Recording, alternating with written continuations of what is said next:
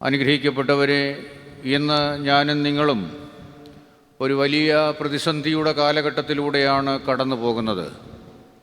ഒരു ചിന്തകൻ പറഞ്ഞു, this is A period of crisis. പ്രതിസന്ധിയുടെ ഒരു കാലയളവാണ്. പണ്ട് നമ്മുടെ പിതാക്കന്മാരുടെ പ്രതിസന്ധികൾ ഭവനമില്ലായ്മ, പട്ടിണി, വസ്ത്രമില്ലായ്മ, ജീവിതത്തിൻ്റെ ബുദ്ധിമുട്ടുകളായിരുന്നെങ്കിൽ ഇന്ന് നേട്ടങ്ങളുടെ പ്രതിസന്ധി നമ്മളെ സമാധാനത്തിലേക്ക് നയിക്കുകയാണ്. ലോകം ഒരു വലിയ യുദ്ധത്തിൻ്റെ ഇടയിലൂടെ കടന്നു പോകുമ്പോൾ നാം അറിയാതെ പോകുന്നതും ചിലപ്പോൾ അറിയിക്കാതിരിക്കുന്നതുമായ ഒട്ടനവധി ദുരന്തങ്ങൾ ലോകത്ത് നടന്നുകൊണ്ടിരിക്കുകയാണ്. ഭരണകർത്താക്കൾക്ക് വിവേകമുണ്ടാകുവാനും യുദ്ധം സമാധാനപരമായി അവസാനിക്കുവാനും വേണ്ടി നമുക്ക് പ്രാർത്ഥിപ്പാൻ ഈ പീഡാനുഭവാഴ്ചയിൽ നമുക്ക് കടമയുണ്ട്. എൻ്റെ ഇടവകയിലെ ഒരു യുവാവ് ധാരാളം കടമൊക്കെ വാങ്ങി വിദേശത്ത് ഒരു പ്രതീക്ഷയോടുകൂടെ പോയി ചില പ്രസ്ഥാനങ്ങളൊക്കെ അവിടെ ആരംഭിച്ച് അവിടെ ചെന്ന് അതിൻ്റെ തുടക്കത്തിൽ ഈ യുദ്ധം കടന്നു വന്നപ്പോൾ അതിൻ്റെ പ്രവർത്തനങ്ങളെല്ലാം സമാപിപ്പിച്ച് ഒരു ചെറിയ ഭവനത്തിൽ താമസിക്കുന്നു. കഴിഞ്ഞ ദിവസം അദ്ദേഹം വിളിച്ചപ്പോൾ പറഞ്ഞു, അച്ഛൻ പ്രാർത്ഥിക്കണം. കടവുമെടുത്ത് വിദേശത്ത് വന്ന് ഇവിടെ പ്രവർത്തനം ആരംഭിച്ചതും എങ്ങുമല്ലാത്ത അവസ്ഥയിൽ നിൽക്കുമ്പോൾ എന്തു ചെയ്യണം എന്ന് അറിയാതെ അഴലുകയാണ്. ഒരുപക്ഷേ യുദ്ധത്തിൻ്റെ കാഹളങ്ങൾ നമ്മളെ ആരെയും കൂടുതൽ സ്വാധീനിച്ചിട്ടില്ലെങ്കിലും ജീവനും ജീവിതവും ആശങ്കയിലായി നമ്മുടെ അനേക വ്യക്തിത്വങ്ങൾ അന്യദേശങ്ങളിലെ രാജ്യങ്ങളിൽ വലയുന്നു എന്നുള്ളത് നാം ഓർക്കേണ്ടതാണ്. എന്നാൽ കുരിശിൻ്റെ ചുവട് നാം ധന്യതയോടുകൂടെ പ്രാർത്ഥിക്കുമ്പോൾ ഇതിനെല്ലാം ഒരു പരിഹാര സ്ഥലമാണ് എന്നുള്ളതിനാൽ അനുഗ്രഹിക്കപ്പെട്ടവരെ, നമുക്ക് ഈ കുരിശിൻ്റെ ചുവട്ടിലേക്ക് അടുത്തു വരാം. ഈ പീഡാനുഭവാഴ്ചയിലേക്ക് നാം കടന്നു വരുമ്പോൾ നമുക്ക് ഈ ദിവസങ്ങൾ ധ്യാനാത്മകതയുടെ തപോദിനങ്ങളായി അനുഭവിക്കാം. ലോകത്തിലെ ഏറ്റവും വലിയ പുണ്യഭൂമിയിൽ നാം കടന്നു വന്നിരിക്കുകയാണ്. പ്രാർത്ഥനയിലൂടെ നാം ദൈവത്തോട് നടന്ന് അടുക്കുന്നെങ്കിൽ നോമ്പ്, ഉപവാസം എന്നിവയിലൂടെ ദൈവത്തോട് പറന്നടുക്കുവാൻ നമുക്ക് കഴിയുമെന്ന് പിതാക്കന്മാർ നമ്മെ പഠിപ്പിക്കുന്നു. നോമ്പ്, ഉപവാസം, പ്രാർത്ഥന എന്നിവ ഒരു മുപ്പിരി ചരടാണ്. മുപ്പിരി ചരടിനൊരു പ്രത്യേകതയുണ്ട്, അതൊരിക്കലും പൊട്ടിപ്പോവുകയില്ല.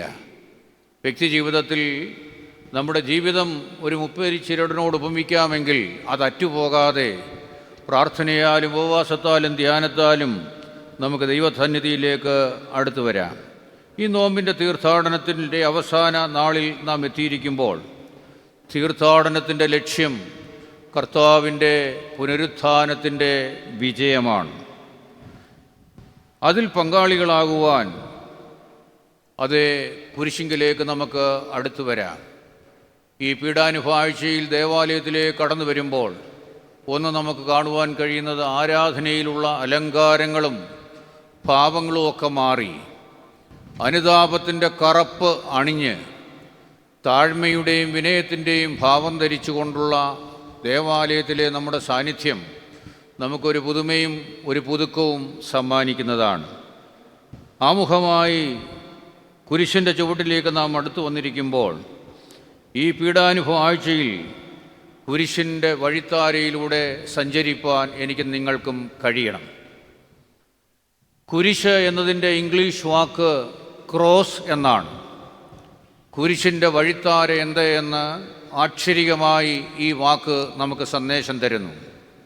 ഒന്നാമതായി അത് സൂചിപ്പിക്കുന്നത് ക്രൂസിഫൈഡ് ക്രൈസ്റ്റ്. ക്രോസിൻ്റെ ആദ്യ അക്ഷരം സൂചിപ്പിക്കുന്നത് കുരിശിക്കപ്പെട്ടവനായ യേശുവിനെയാണ്. 1 കൊരിന്ത്യർ 1:23 പൗലോസ്ലീഹ ഇപ്രകാരം ഓർപ്പിക്കുന്നു, ഞങ്ങളോ ക്രൂശിക്കപ്പെട്ടവനായ ക്രിസ്തുവിനെ പ്രസംഗിക്കുന്നു. ഇവിടെ വന്ന് ഈ മദ്ബഹായുടെ നടുവിൽ ഈ കുരിശിലേക്ക് നാം നോക്കുമ്പോൾ അവിടെ നാം കാണുന്നത് ക്രൂശിക്കപ്പെട്ടവനായ യേശുവിനെയാണ്. ഗലാത്യ ലേഖനം 3:1 ഓർപ്പിക്കുന്നു, യേശുക്രിസ്തു ക്രൂശിക്കപ്പെട്ടവനായി നിങ്ങളുടെ മുമ്പിൽ വരച്ച് കാണിച്ചിരിക്കെ നിങ്ങളെ ക്ഷുദ്രം ചെയ്ത് മയക്കിയത് ആര്?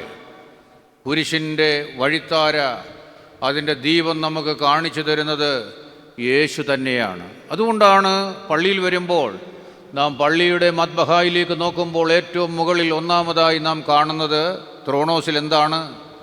കുരിശാണ്, കുരിശുമരം. അതെ, അനുഗ്രഹിക്കപ്പെട്ടവരെ, കുരിശുമരമുണ്ട്, ജീവജലം അവിടെയുണ്ട്, ശ്ലീഹന്മാരുടെ പ്രതീകമായി 12 മെഴുകുതിരിക്കാലുകളുണ്ട്, ജീവൻ്റെ വചനം ത്രോണോസിലുണ്ട്, മദ്ബഹായിലുണ്ട്. അങ്ങനെ ഒട്ടനവധി പ്രതീകങ്ങൾ നമ്മളെ ദൈവത്തിങ്കിലേക്ക് അടുപ്പിക്കുന്നതാണ്.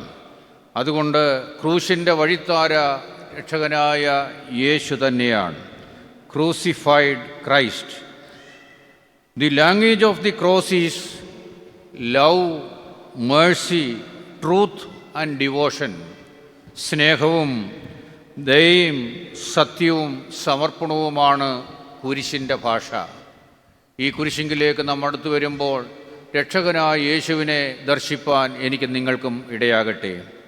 രണ്ടാമതായി ഈ കുരിശിൻ്റെ വഴിത്താര, second letter R, that is reconciliation and redemption.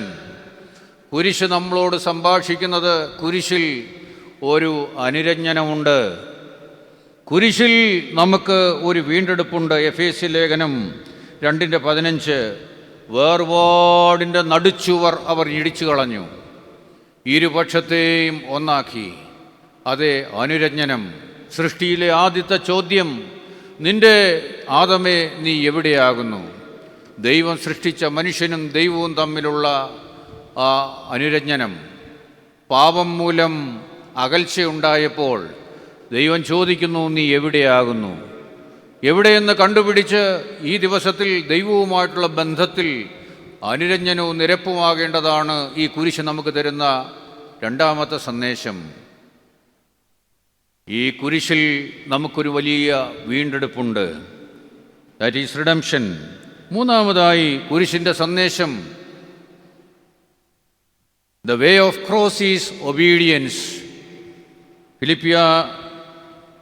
ഫിലിപ്പിയ ലേഖനം 2:8 ഓർപ്പിക്കുന്നുണ്ട്, അവൻ ദൈവരൂപത്തിലിരിക്കെ ദൈവത്തോടുള്ള സമത്വം മുറുകെ പിടിക്കാതെ ദാസവേഷം പൂണ്ടു. അതെ, ദൈവം ദാസനായി അവതരിച്ചതിൻ്റെ പ്രതീകമാണ് ഈ കുരിശിൽ നാം ദർശിക്കുന്നത്. 3 ചിന്തകൾ ഞാൻ ഓർപ്പിച്ചു. ഒന്ന്, ഈ കുരിശിൻ്റെ ചുവട്ടിലേക്ക് നാം വരുമ്പോൾ ക്രൂശിക്കപ്പെട്ട യേശുവിനെ നാം ദർശിക്കുന്നു, ധ്യാനിക്കുന്നു. രണ്ടാമത്, ഈ കുരിശ് നമുക്കൊരു അനുരഞ്ജനം കാണിച്ചു തരുന്നു. ദൈവവും മനുഷ്യനും, സഹോദരനും സഹോദരനും. സൃഷ്ടിയിലെ രണ്ടാമത്തെ ചോദ്യം, നിന്റെ സഹോദരൻ എവിടെ?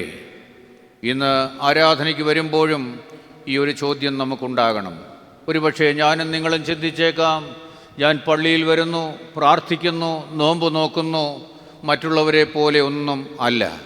ഇന്നത്തെ ഏവൻഗേലിയോൻ ഭാഗത്തിൽ തന്നെ നാം വായിച്ചു, യേശുവിനെ വാക്കിൽ കൊടുക്കുവാൻ ജാഗ്രതയോടെ സംസാരിക്കുന്ന, മധുരവാക്ക് പറയുന്ന പരീശ സാധൂക്യ മഹാപുരോഹിത സംഘം ഇന്നും ഒരുവനെ വീഴിക്കുവാൻ ആദ്യം മുഖസ്തുതി പറയുകയും അവനെ വീഴ്ചയിലേക്ക് തള്ളിവിടുകയും ചെയ്യുന്ന പ്രവണതകൾ പ്രബലമല്ലേ?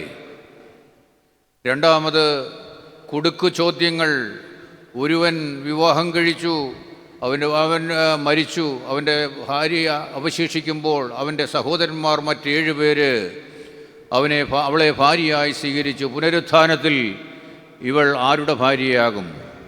അതെ, കർത്താവ് അതിനുള്ള മറുപടി അവർ കൊടുക്കുന്നു. പുനരുത്ഥാനത്തിൽ വിവാഹം കഴിക്കുന്നില്ല, വിവാഹത്തിന് കൊടുക്കുന്നതുമില്ല. ഒരു നാണയം കൊണ്ടുവന്നിട്ട് കൈസർക്ക് കരം കൊടുക്കുന്നത് വിഹിതമോ? കർത്താവ് അവരുടെ ആ ഉൾഗതങ്ങളെ മനസ്സിലാക്കിയിട്ട് പറയുന്നു, കൈസർക്കുള്ളത് കൈസർക്കും ദൈവത്തിനുള്ളത് ദൈവത്തിനുമെന്ന്. ഈ മറുപടികൾ കേട്ടിട്ട് അവർ ഇളിഭ്യരായി പിൻവാങ്ങിപ്പോവുകയാണ്. അനുഗ്രഹിക്കപ്പെട്ടവരെ, കുരിശിൻ്റെ സന്ദേശം നസ്രാനായ യേശു തന്നെയാണ്. അവനെ നമ്മുടെ മുമ്പിൽ ക്രൂശിക്കപ്പെട്ടവനായി വരച്ചു കാട്ടിയിരിക്കുന്നു. 2, കുരിശിൻ്റെ സന്ദേശം അനുരഞ്ജനവും വീണ്ടെടുപ്പുമാണ്. 3, അത് അനുസരണത്തിൻ്റെയും വിധേയത്വത്തിൻ്റേതുമാണ്. 4, അത് യാഗം, ത്യാഗത്തിൻ്റെ സന്ദേശമാണ് കുരിശ് നമുക്ക് തരുന്നത്. കുരിശിൻ്റെ വഴി ഒരു ഈസി ഗോയിങ് അല്ല, അത് കനൽ വഴികളാണ്, കല്ലും മുള്ളും നിറഞ്ഞതാണ്, ത്യാഗവഴികളാണ്. ഈ നോമ്പിൻ്റെ സമാപനത്തിലേക്ക് നാം അടുത്തു വരുമ്പോൾ എന്ത് ത്യാഗം ക്രിസ്തുവിന് വേണ്ടി സഹിപ്പാൻ ഈ ദിവസങ്ങളിൽ നമുക്ക് സാധ്യമായിട്ടുണ്ട്. ഒരു ചിന്തകൻ്റെ ഭാവനയിൽ ഗോൽഗുത്തായിൽ ക്രൂശിൽ ആണികൾ അടിക്കപ്പെടുന്ന ക്രിസ്തുവിനെ അങ്ങ് ദൂരെ ഒരു വൃക്ഷത്തിലിരുന്നു കൊണ്ട് 2 കുരുവികൾ കാണുകയാണ്. അവർ മിണ്ടാപ്രാണികളാണെങ്കിലും ആ കാഴ്ച അവരെ വളരെ ഹൃദയഭേദകമാക്കുകയാണ്.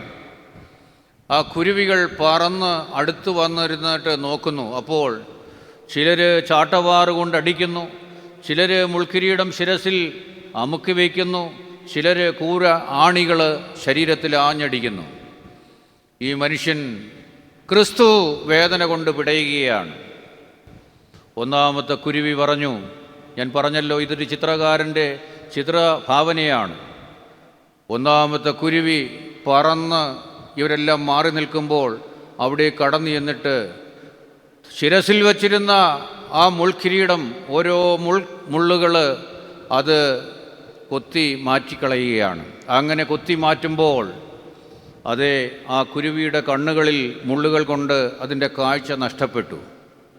അത് പറന്നു വന്ന് മറ്റേ കുരുവിയോട് പറയുന്ന ഒരു കാര്യമുണ്ട്, ആ മനുഷ്യൻ്റെ വേദന അകറ്റുവാൻ, ക്രൂര മുള്ളുകൾ കൊത്തിമാറ്റുവാൻ എനിക്ക് സാധിച്ചു. എൻ്റെ കാഴ്ച പോയി എങ്കിലും, എനിക്ക് മുറിവേറ്റെങ്കിലും ആ മനുഷ്യൻ്റെ ശിരസിലെ വേദന കുറയ്ക്കുവാൻ എനിക്ക് സാധിച്ചു. രണ്ടാമത്തെ കുരുവി ഇത് കേട്ടിട്ട് പറന്ന് ആ യേശുവിൻ്റെ അടുക്കിലേക്ക് പറന്നു ചെല്ലുകയാണ്.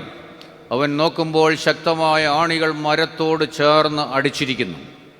രണ്ടാമത്തെ കുരുവി അനവധി പ്രാവശ്യം തൻ്റെ മൃദുലമായ ചുണ്ടുകൾ കൊണ്ട് ആണികൾ വലിച്ചൂരുവാൻ പരിശ്രമിക്കുന്നു. പല പ്രാവശ്യം പരിശ്രമിച്ചിട്ടും അത് ഊരി വരുന്നില്ല.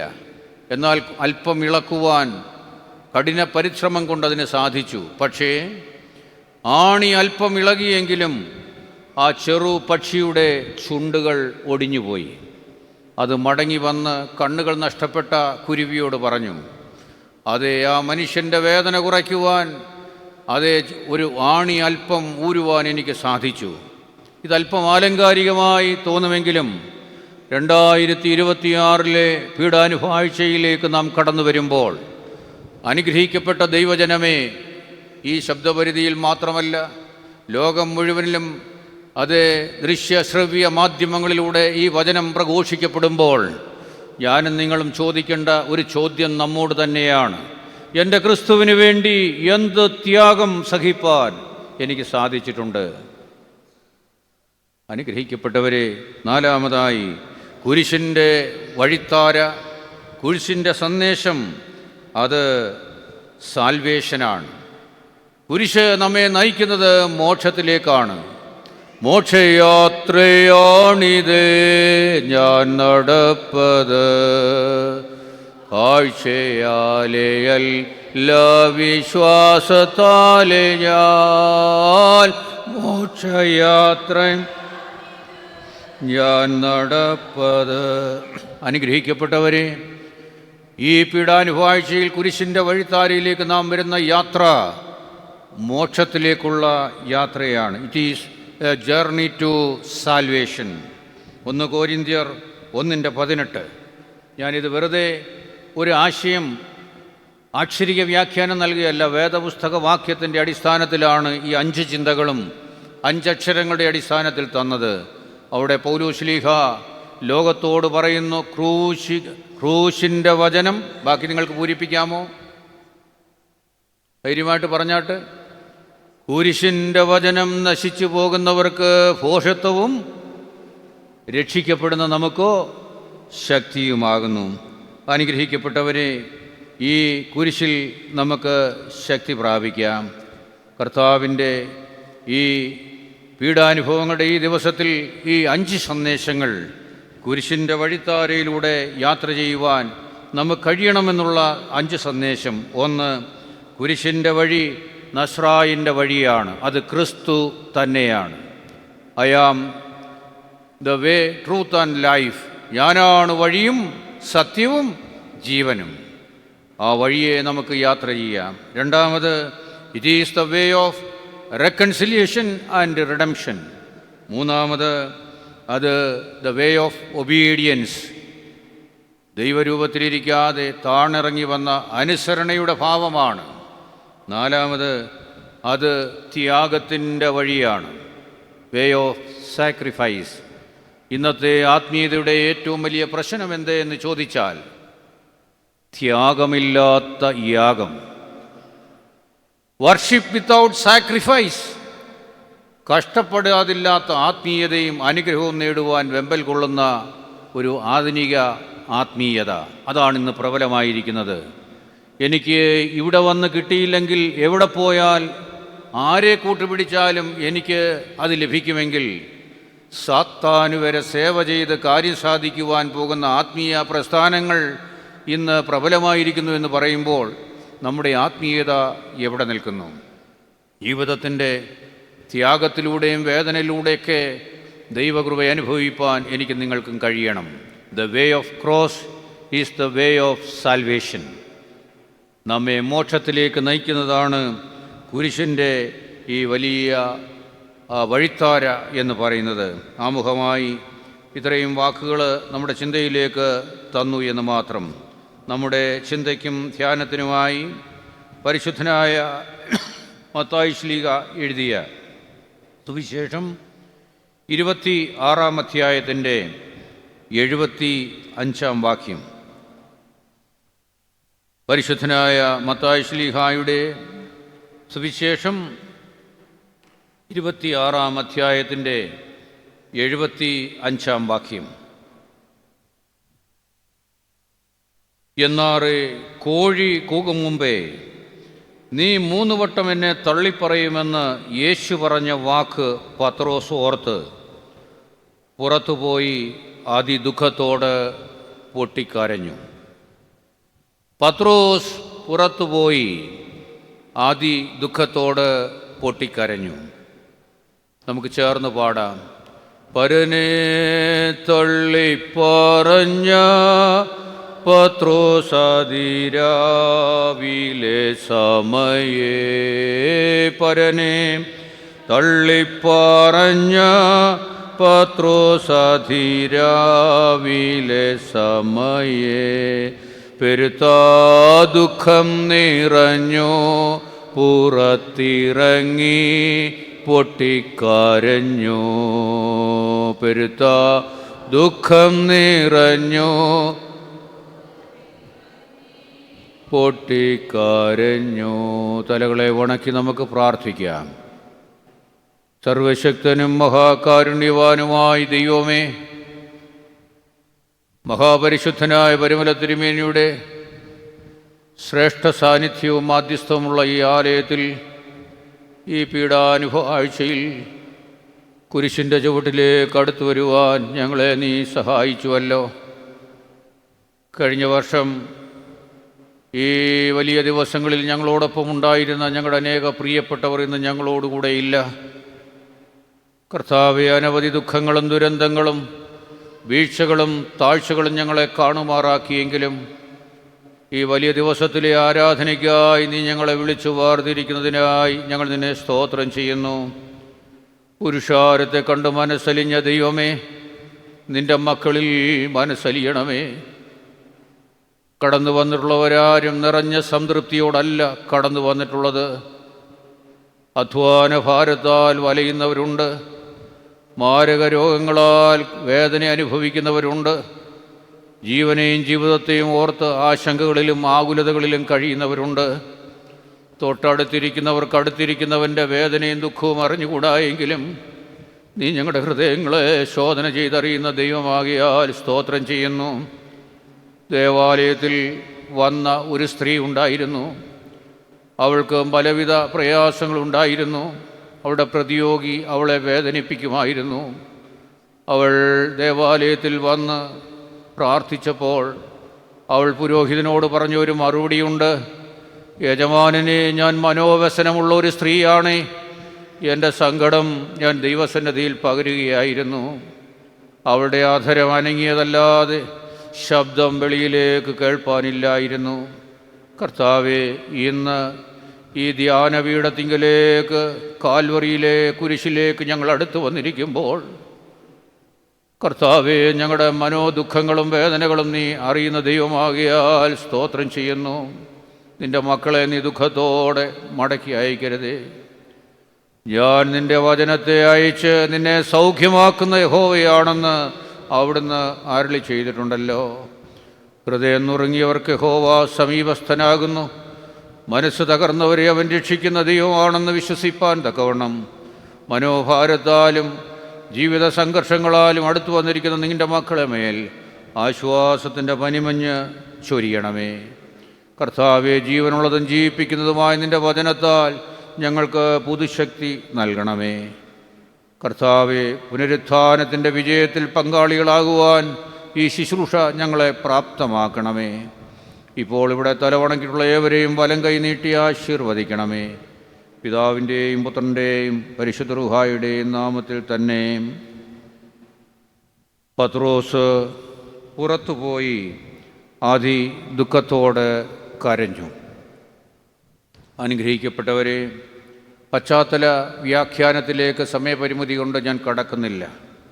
വള്ളവും വലയും ഉപേക്ഷിച്ച് സകലത്തിൻ്റെയും നാഥനെ പിൻപറ്റിയ ശിഷ്യന്മാർ, അതിൽ പ്രമുഖ സ്ഥാനം അലങ്കരിക്കുന്ന പത്രോസ്ലീഹ, ആത്മാർത്ഥത കൊണ്ട് യേശുവിനോടുള്ള അത്യധികമായ സ്നേഹവും ഭക്തിയും കൂറും പ്രഖ്യാപിച്ചവൻ, സ്നേഹം പ്രകടമാക്കുന്നതിന് വേണ്ടി മഹാപുരോഹിതൻ്റെ ചെവി ഛേദിക്കുന്നവൻ. വിശുദ്ധ യോഹന്നാൻ്റെ സുവിശേഷം 18:10. എല്ലാവരും ഇടറിയാലും ഒരു നാളും ഞാൻ ഇടറുകയില്ല എന്ന് ഉറക്കെ ഘോഷിച്ചവൻ. കർത്താവ് തൻ്റെ പീഡാനുഭവങ്ങളെക്കുറിച്ച് ഓർപ്പിക്കുമ്പോൾ, ഗുരു, അങ്ങനെ ഒരു നാളും നിനക്ക് ഭവിക്കരുതേ എന്ന് കയറി സംസാരിക്കുന്നവൻ.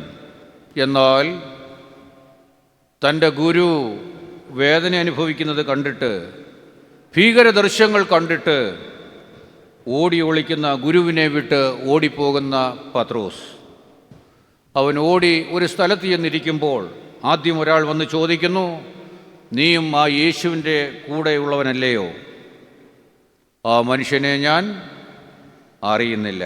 രണ്ടാമത് വന്ന് ചോദിക്കുന്നു, അവൻ വീണ്ടും ആണയിടുന്നു, ആ മനുഷ്യനെ ഞാൻ അറിയുന്നില്ല. മൂന്നാമതും ചോദിക്കുന്നു, അവൻ നിഷേധിക്കുക മാത്രമല്ല, പ്രാകുവാനും ആണയിടുവാനും തുടങ്ങി.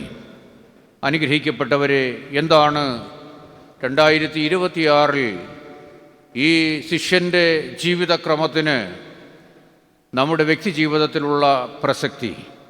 ഈ അത്യന്താധുനിക കാലഘട്ടത്തിൽ ശിഷ്യത്വത്തിൻ്റെ പടവുകൾ സ്വീകരിച്ച പിന്തുടരുന്ന ഞാനും നിങ്ങളും ജീവിതത്തിൻ്റെ ചില സന്നിഗ്ധഘട്ടങ്ങളിൽ ഇതുപോലെ തള്ളിപ്പറയുകയും പ്രാകുകയും ഓടിപ്പോവുകയും ചെയ്യുന്ന ജീവിതാനുഭവങ്ങൾ ഉണ്ടായിട്ടില്ലേ? അതേ, പത്രോസിനെ പോലെ യേശുവിനെ തള്ളിപ്പറഞ്ഞ ജീവിതാനുഭവങ്ങൾ എത്രയോ നമ്മുടെ ജീവിതത്തിൽ ഉണ്ടാകുന്നു. യേശുവിൻ്റെ പീഡാനുഭവങ്ങളുമായി നാം ചിന്തിക്കുമ്പോൾ ഒട്ടനവധി വ്യക്തിത്വങ്ങളെ നാം കാണുന്നുണ്ട്. അവർക്ക് ഉള്ളിൻ്റെ ഉള്ളിൽ യേശു വലിയവനാണെന്നും ദൈവമാണെന്നും അറിയാം.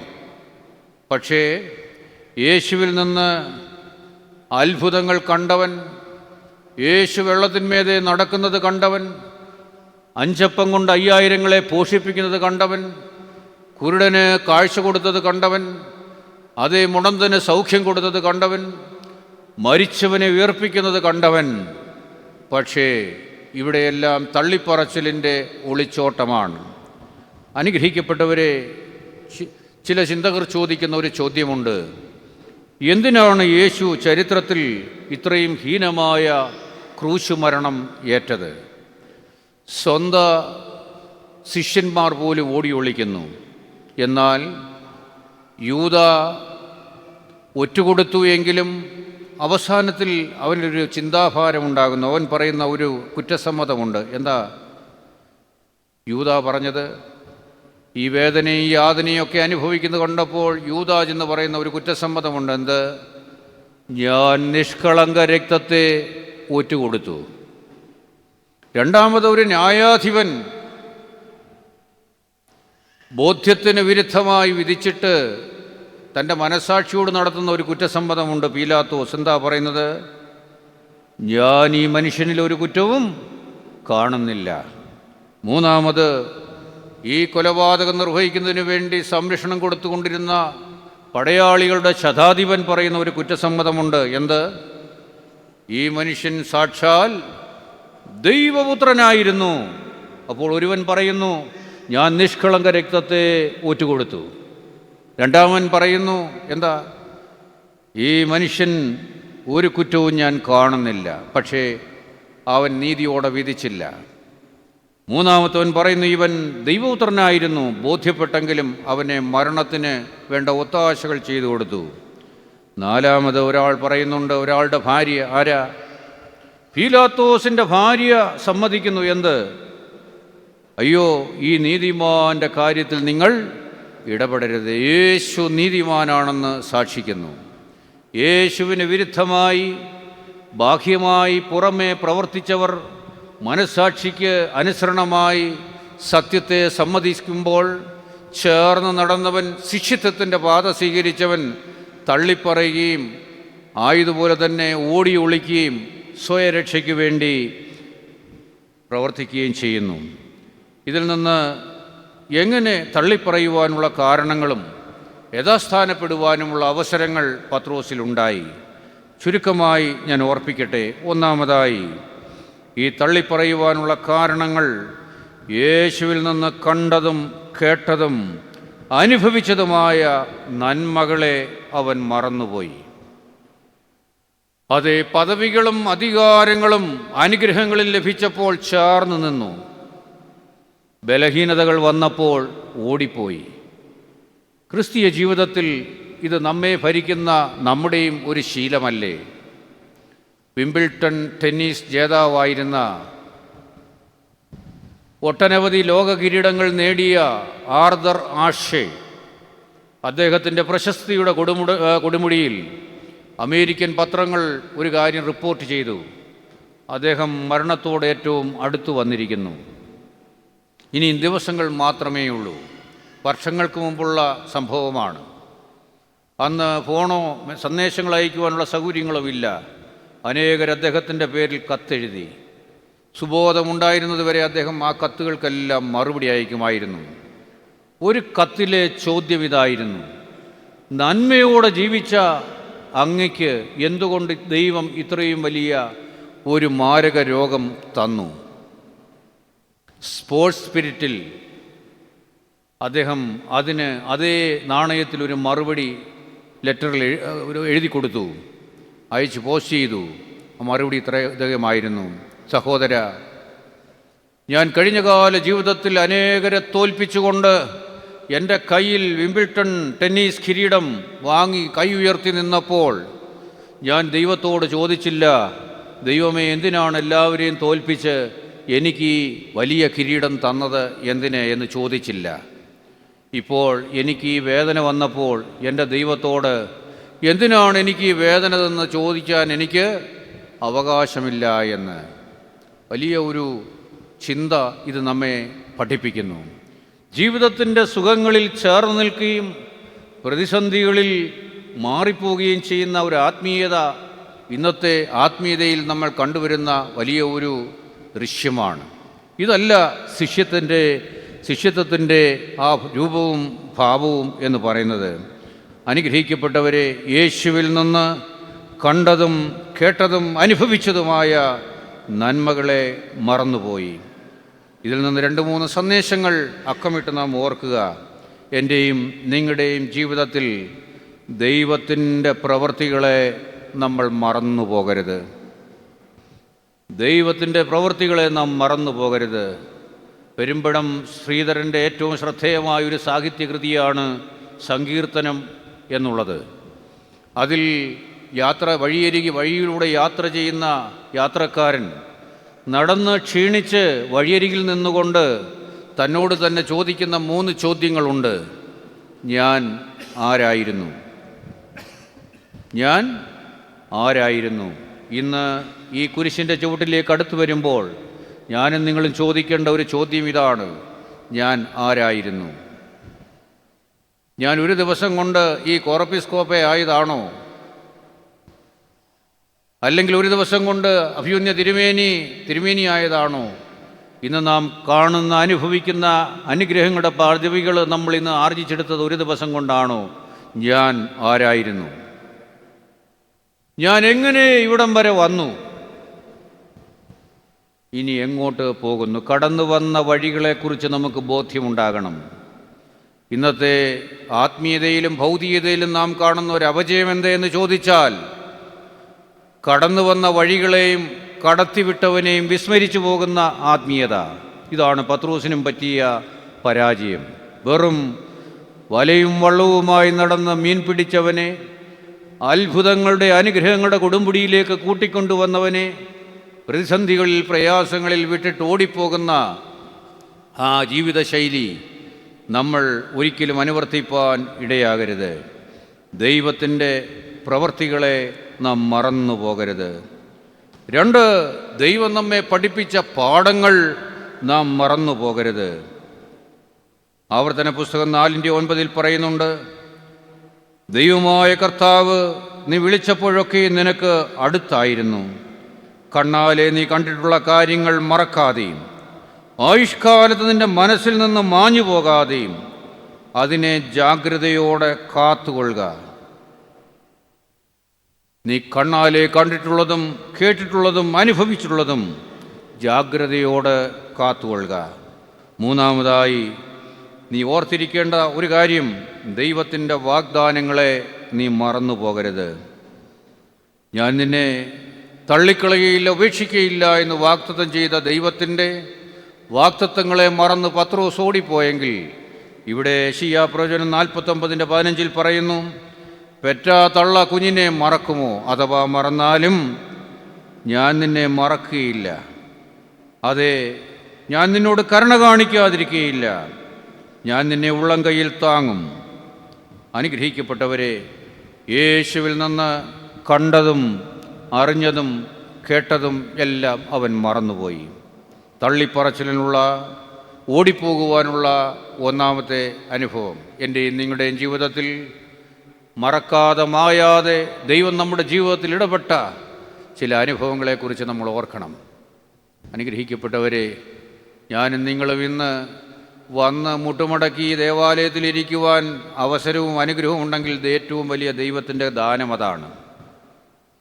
നടന്ന് ഈ പള്ളിയിൽ വരെ വന്ന് മുട്ടുമടക്കിയിരിക്കുവാൻ ബലമുണ്ടെങ്കിൽ ഏറ്റവും വലിയ അത്ഭുതം അതാണ്. വലിയ അത്ഭുതങ്ങൾക്ക് വേണ്ടിയൊന്നും നമ്മൾ പോകേണ്ട. സ്വന്തം കൈകൊണ്ട് പരസഹായം കൂടാതെ ഒരു ഗ്ലാസ് വെള്ളം വായിലോട്ട് അടുപ്പിക്കുവാൻ, കുടിക്കുവാൻ, കൈകൊണ്ടൊന്ന് വാരിത്തിന്നുവാൻ ബലമുണ്ടെങ്കിൽ ഏറ്റവും വലിയ ഭാഗ്യം അതാണ്. 40 വർഷങ്ങൾക്ക് മുമ്പ്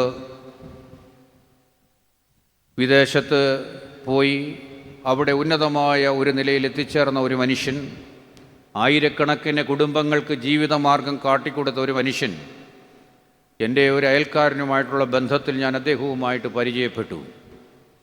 അദ്ദേഹം വിദേശത്തായിരിക്കുമ്പോൾ ഒരു ദിവസം ഒന്ന് ചുമച്ചു.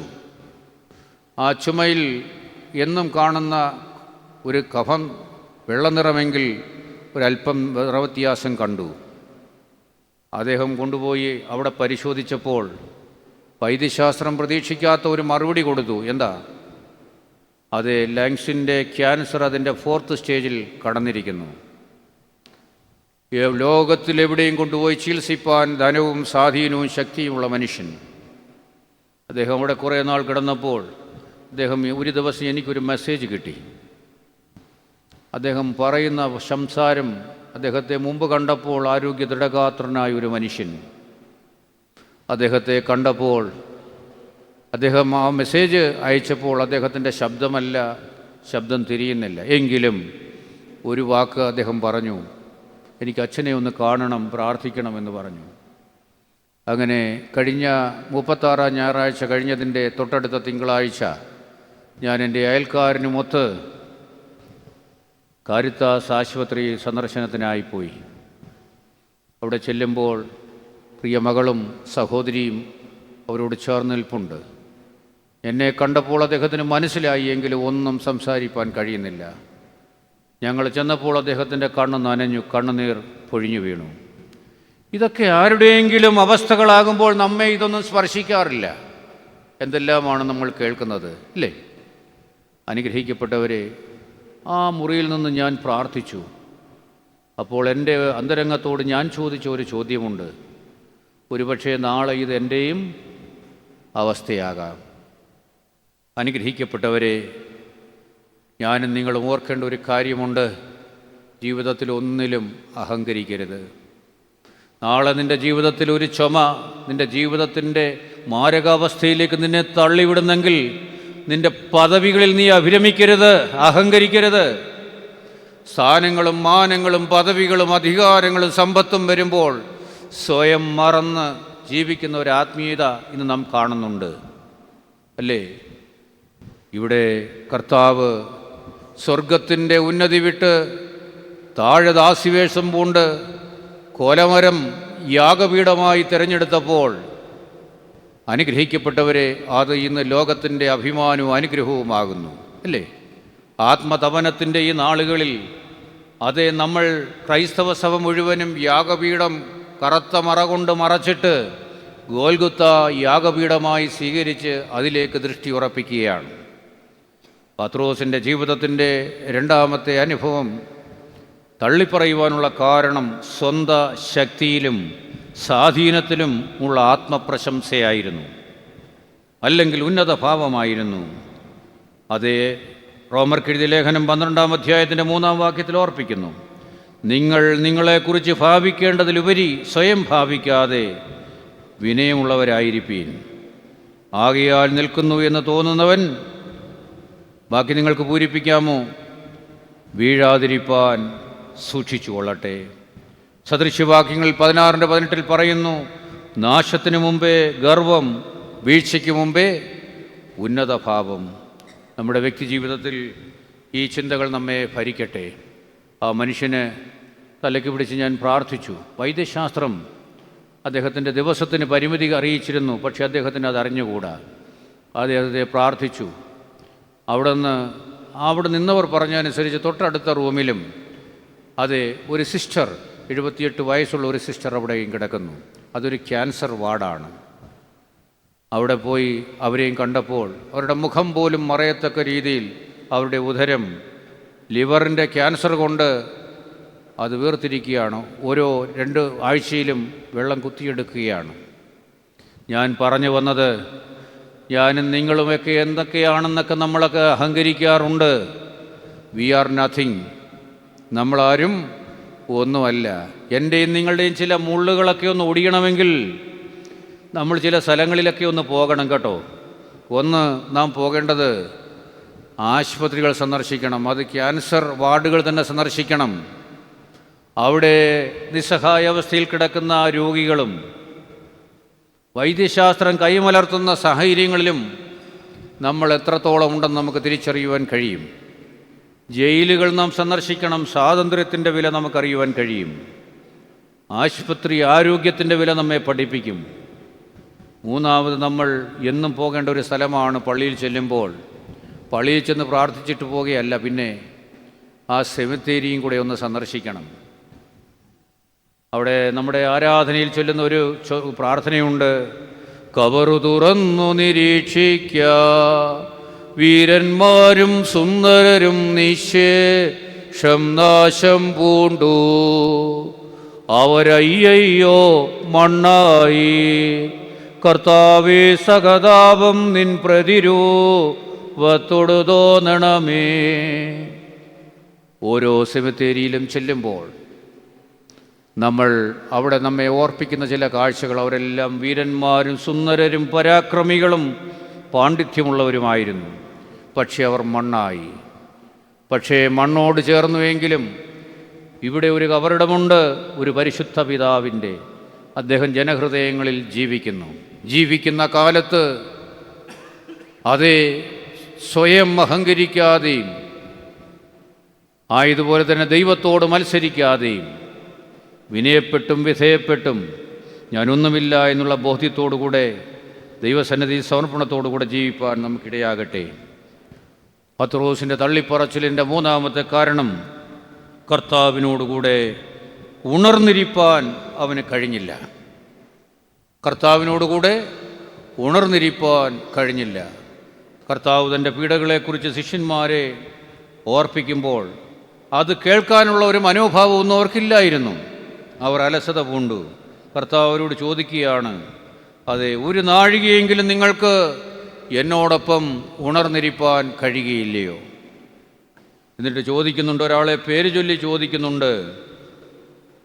ചിന്തോദ്ദീപകമായ ചോദ്യം. അതെ, പത്രോസിനോട്, ശീമോനെ, നീയും ഉറങ്ങുകയാണോ? ഇന്നത്തെ ആത്മീയതയിൽ നമുക്കുണ്ടായിരിക്കുന്ന ഏറ്റവും വലിയ പരാജയം, നമ്മൾ ആത്മീയമായി ഉണർവുള്ളവരോ ഉറങ്ങുന്നവരോ എന്നുള്ള ചിന്തയാണ്. വെളിപാട് പുസ്തകം 3:1 മുതൽ 4 വരെയുള്ള ഭാഗങ്ങളിൽ സർദീസിലെ സഭയുടെ ചില പാപങ്ങളെക്കുറിച്ച് അവിടെ ഓർപ്പിക്കുന്നുണ്ട്. എന്താ പറയുന്നത്? ഞാൻ നിൻ്റെ പ്രവൃത്തി അറിയുന്നു, ഞാൻ നിൻ്റെ പ്രവൃത്തി പൂർണ്ണതയുള്ളതായി കണ്ടില്ല. ജീവനുള്ളവനെന്ന് നിനക്ക് പേരുണ്ടെങ്കിലും നീ ആരാകുന്നു? മരിച്ചവനായിരിക്കുന്നു.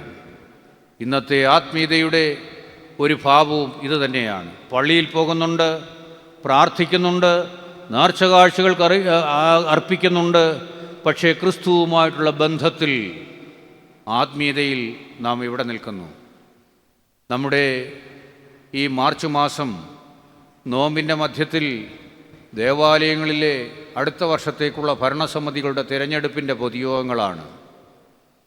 ഗോൽഗൊത്ത ദേവാലയ മധ്യത്തിൽ നാട്ടപ്പെട്ടിരിക്കുന്നു എന്നുള്ള ബോധ്യം പോലുമില്ലാതെ അവിടെ സഹോദരൻ്റെ നേരെ കൈയൂങ്ങുന്നവനും സഹോദരനെ പുറത്താക്കുവാൻ ശ്രമിക്കുന്നവനും അതിനുവേണ്ടി തന്ത്രങ്ങൾ മനയുന്നവനും ഇന്ന് നാം ഏവൻഗേനിയിൽ കേട്ടതുപോലെ കുടുക്ക് ചോദ്യങ്ങൾ നിർമ്മിക്കുന്നവനും അങ്ങനെ രഹസ്യത്തിൽ സഹോദരനെ കൊല്ലുന്നവരുമായിട്ട് ആത്മീയതയിൽ നമ്മൾ ഇങ്ങനെ മുന്നോട്ട് പോവുകയാണ്.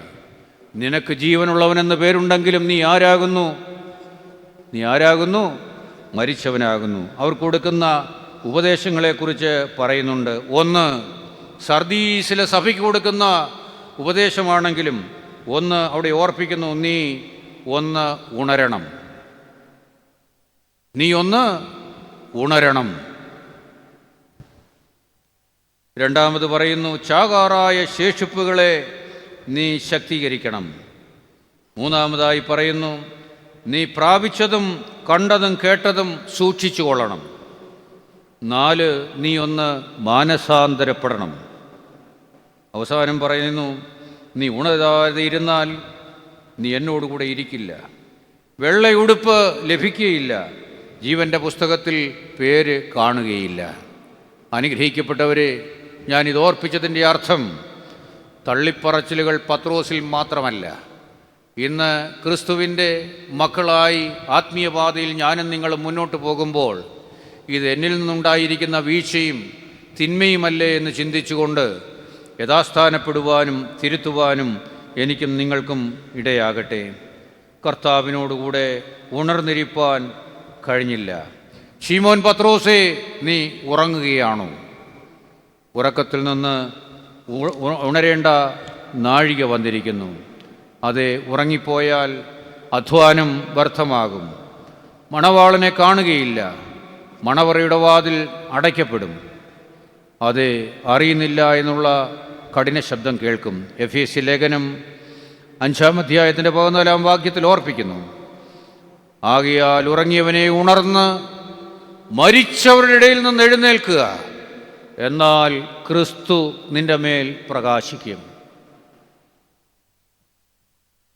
പാപത്തിൻ്റെ മരണാവസ്ഥ, sin blinds, sin binds, sin grinds. പാപം നമ്മെ അന്ധരാക്കും, പാപം നമ്മെ മറിച്ചു കളയും, പാപം നമ്മെ നശിപ്പിച്ചു കളയും.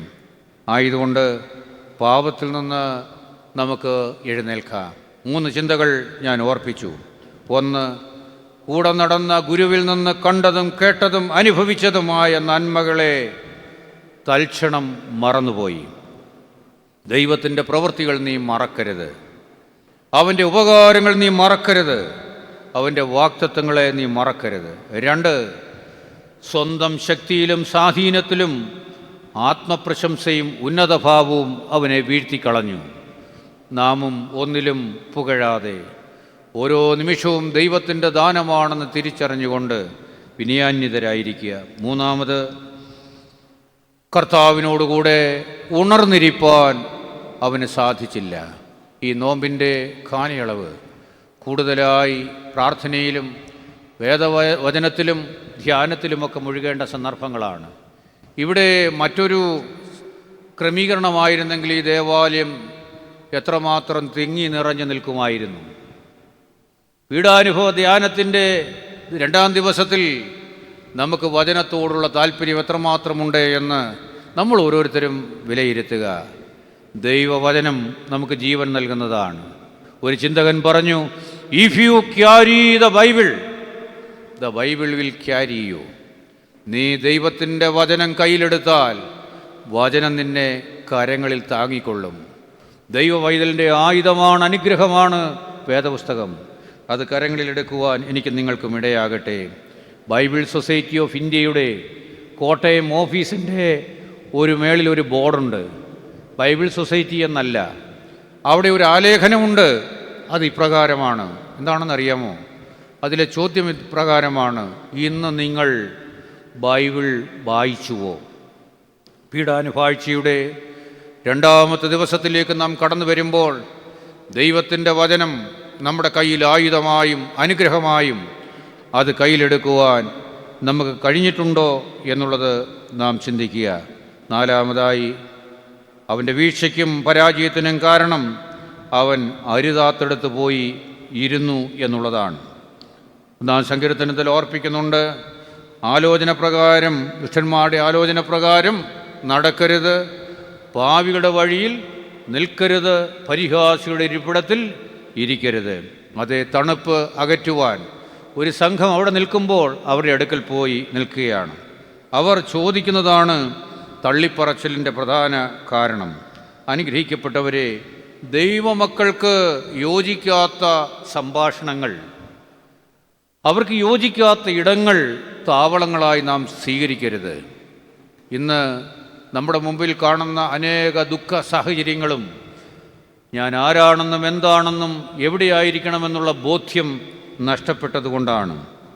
അതുകൊണ്ട് നമ്മുടെ വ്യക്തിജീവിതത്തിൽ നാം ആയിരിക്കുന്ന അനുഭവങ്ങളിൽ നാം ഹൃദയങ്ങളെ അറിയുന്ന ഒരു ദൈവമുണ്ട് എന്നുള്ള ബോധ്യത്തോടുകൂടെ, അവനെന്നെ കാണുന്നു എന്നുള്ള ചിന്തയോടുകൂടെ ജീവിതം നയിപ്പാൻ നമുക്കിടയാകട്ടെ. ചുറ്റുപാടുകൾ സാഹചര്യവും സൗകര്യവും അനുസരിച്ച് നമ്മെ വിലയിരുത്തും.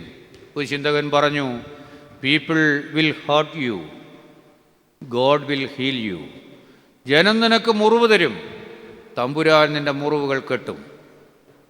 അവൻ്റെ അടിപ്പിണരുകളാൽ നമുക്ക് സൗഖ്യം വന്നിരിക്കുന്നു. 2-മത് പറഞ്ഞു, people will judge you, God will justify you. 4-മത്, people will humiliate you, God will magnify you. അതുകൊണ്ട് രക്ഷകൻ്റെ സന്നിധിയിലേക്ക് നമുക്ക് അടുത്തു വരാം. അരുതാത്തെടുത്ത് പോയിരുന്നു. ഈ 4 വീഴ്ചകൾ സമാനമായി ഒട്ടനവധി തള്ളിപ്പറച്ചുകളുടെ ഇടങ്ങളുണ്ടെങ്കിലും പ്രധാനമായി 4 ചിന്തകൾ ഞാൻ ഓർപ്പിച്ചു എന്ന് മാത്രം. എന്നാൽ ഈ തള്ളിപ്പറച്ചിലുകളും കുറവുകളൊക്കെ വന്നെങ്കിലും പത്രോസ് അവൻ്റെ ജീവിതത്തിൽ നഷ്ടപ്പെട്ടു പോയ ഗുരുസ്നേഹവും കരുതലും വീണ്ടെടുത്തു. എന്താ അതിൻ്റെ കാരണം?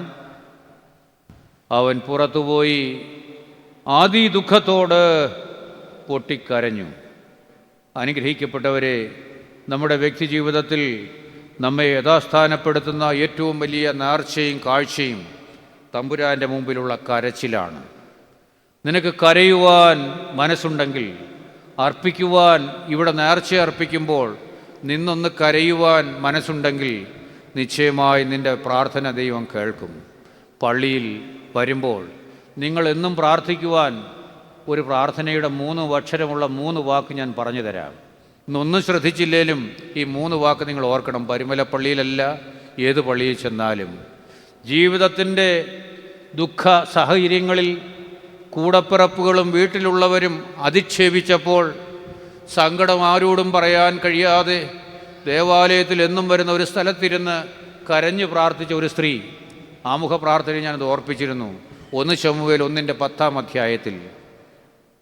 ആരാ സ്ത്രീ?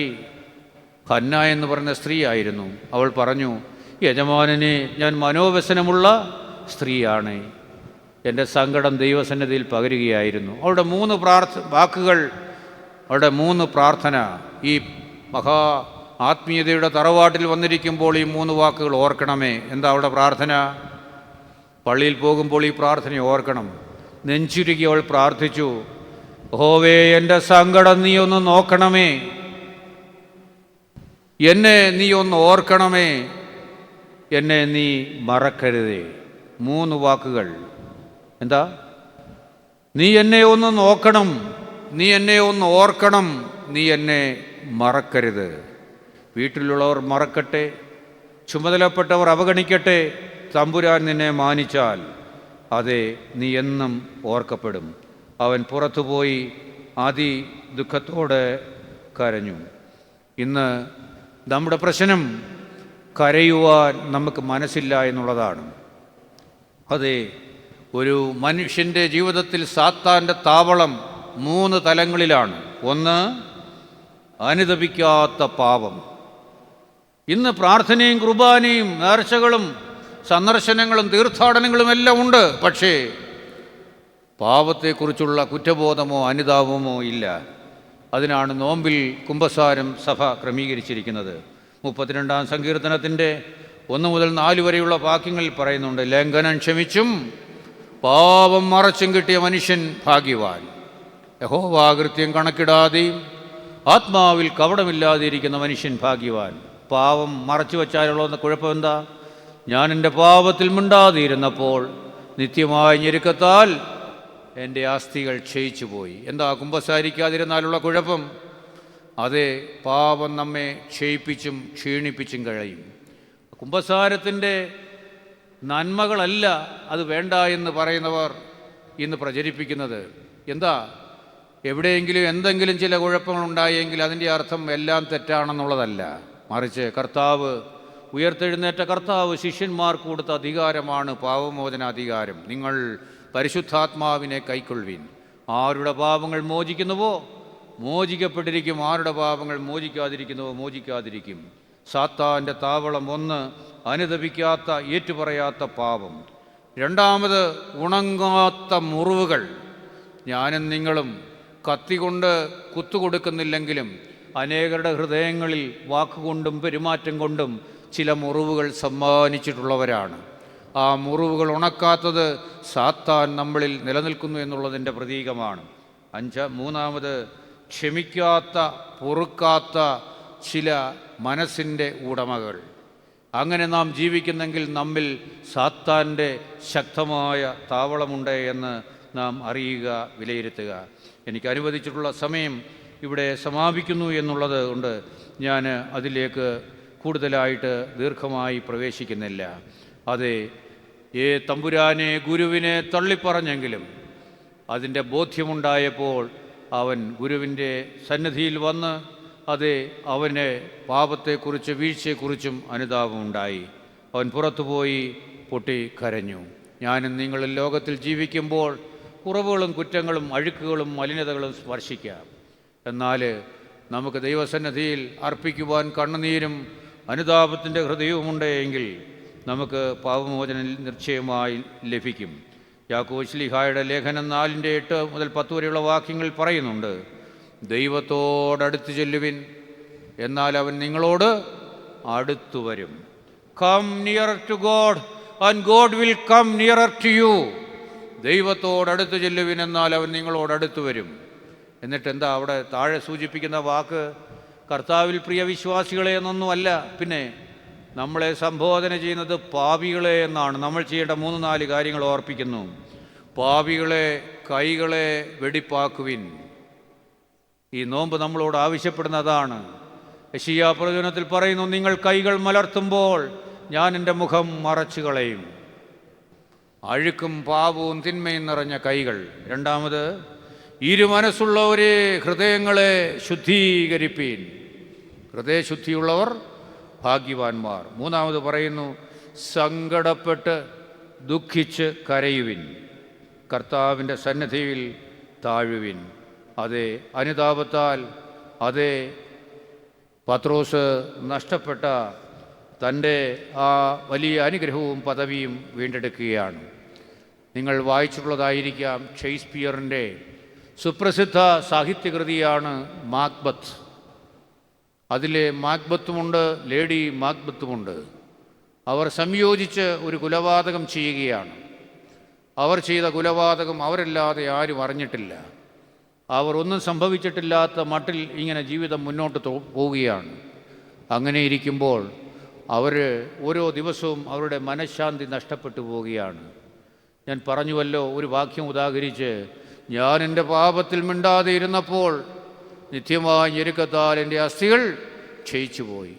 ലേഡി മാക്ബത്ത് കുറ്റബോധം കൊണ്ട് അന്തരാത്മാവ് ഞരങ്ങുകയാണ്. അത് കൈകളിലേക്ക് നോക്കുമ്പോൾ കുലപാതകത്തിൻ്റെ രക്തക്കറയുടെ ദുർഗന്ധം അതിൽ നിന്ന് വമിക്കുകയാണ്. അങ്ങനെ ദിവസങ്ങളും മാസങ്ങളും വർഷങ്ങളും ഇങ്ങോട്ട് മുന്നോട്ട് പോകുമ്പോൾ സുബോധം നശിച്ച ലേഡി മാക്ബത്ത് പറയുന്ന ഒരു കുറ്റസമ്മതമുണ്ട്. All the perfumes of Arabia will not seat in my little hands. അറേബ്യയിലുള്ള സകല വില കൂടിയ സുഗന്ധദ്രവ്യങ്ങൾ എൻ്റെ കയ്യിൽ പുരട്ടിയാലും എൻ്റെ പാപത്തിൻ്റെ കറ മാഞ്ഞു പോകുകയില്ല. ദൈവവൈതലേ, നീ സുഗന്ധവർഗങ്ങളാൽ പാപക്കറകളുടെ ദുർഗന്ധം മാറ്റാൻ ശ്രമിക്കുന്നതിനേക്കാൾ തമ്പുരാൻ്റെ സന്നിധിയിൽ വന്ന് മുട്ടുകുത്തുമെങ്കിൽ കർത്താവ് നിൻ്റെ പാപങ്ങൾ മോചിച്ചു തരുവാൻ തയ്യാറാണ്.